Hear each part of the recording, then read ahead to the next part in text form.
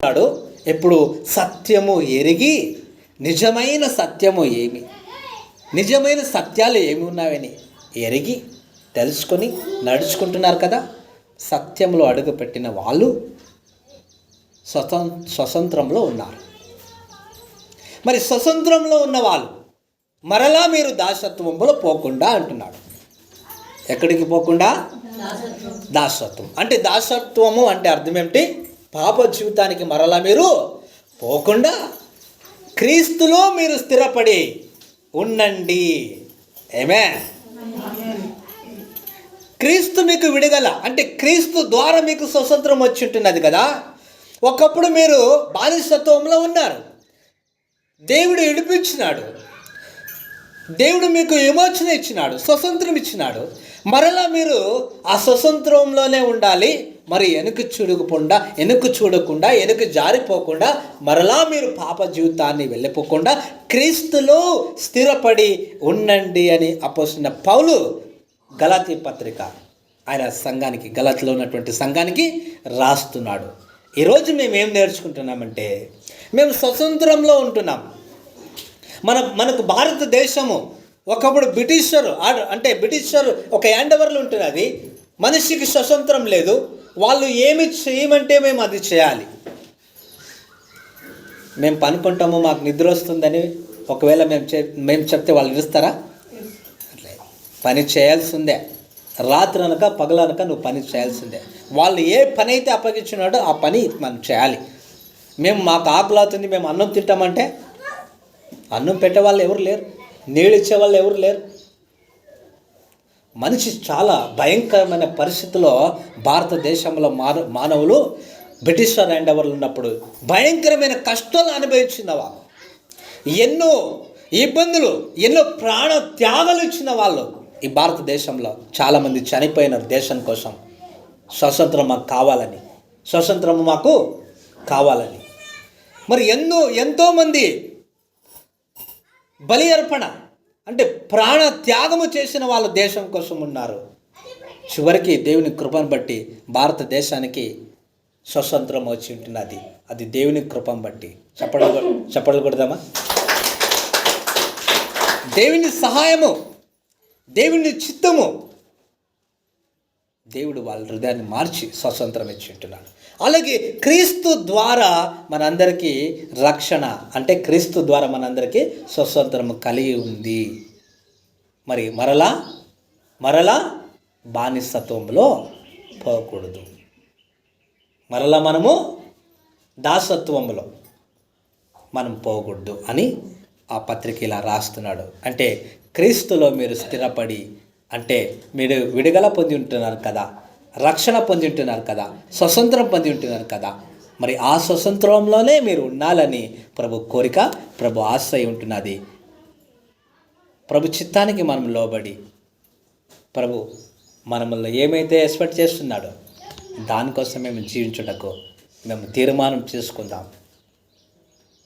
క్రీస్తులో మాకు స్వతంత్రం ఉంది, క్రీస్తు ద్వారా మాకు స్వతంత్రం కలిగి వచ్చింది. అంటే పాపం నుంచి విమోచన క్రీస్తు ద్వారా మాత్రమే అని లేఖన భాగంలో మనకు చదివిస్తుంది.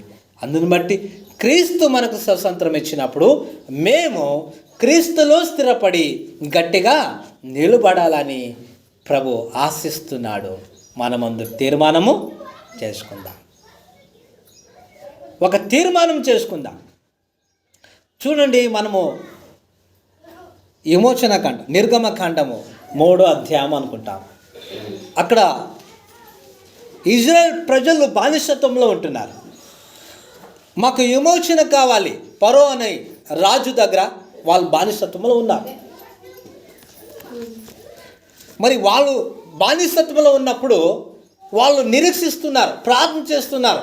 అయ్యా మాకు విమోచన కావాలి, అయ్యా మాకు స్వాతంత్రం కావాలి, దేవుడా మమ్మల్ని రక్షించుమని వాళ్ళు ప్రార్థన చేసినట్లు మేము చూస్తున్నాం. వాళ్ళు పెట్టిన మొర, కన్నీటితో పెట్టిన ఒక ప్రార్థన, విజ్ఞాపన ప్రభు ఆలకించి అక్కడ మాట్లాడుచున్నాడు. 7వ వచనంలో మాట్లాడుచున్నాడు. 3వ నేను ఐగుప్తులో ఉన్న నా ప్రజల బాధను నిశ్చయముగా చూచి తిని పనులలో తమ్మును కష్టపెట్టిన వారిని బట్టి వారు పెట్టిన మొరను వింటిని. చూస్తున్నారమ్మా, వారు పెట్టిన మొరలను వింటిని.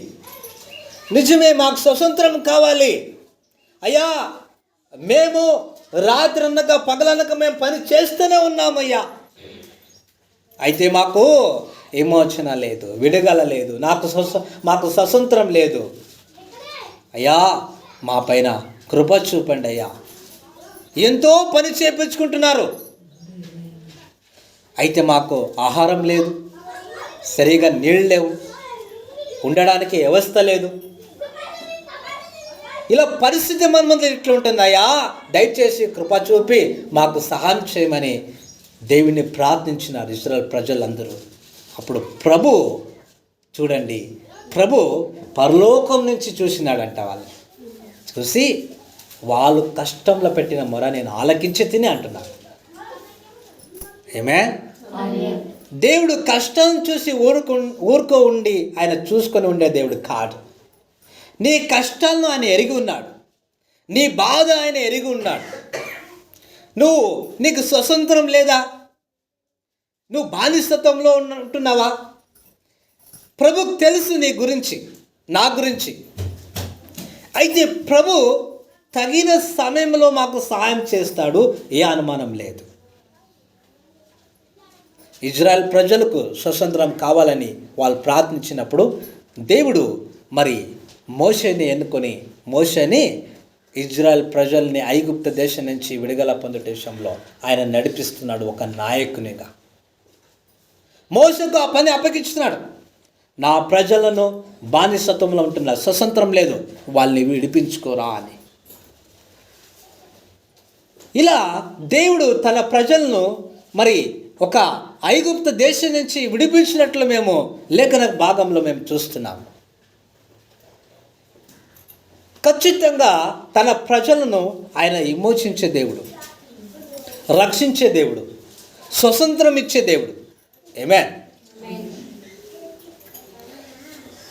అందుని బట్టి ఆ దేవాది దేవుణ్ణి మనము ఎంతగానో ఘనపరచాలి, స్తుతించాలి, ఆరాధించాలి. మేము ఉన్నంత కాలము ప్రభుని ఆరాధించే వారిగా ఉండాలి. ఆయన చేసిన మేలు ఉపకారాల్ని మనం జ్ఞాపకం చేసుకోవాలి. మన పాత జీవితం ఎలా ఉన్నది, ఒకప్పుడు మేము ఎలా ఉన్నాము, మా పరిస్థితులు ఎలా ఉంటున్నాయి, మన జీవితం ఎలా ఉంటున్నది, ఒక్కసారి మమ్మల్ని మేమే పరిశీలన చేసుకోవాలి.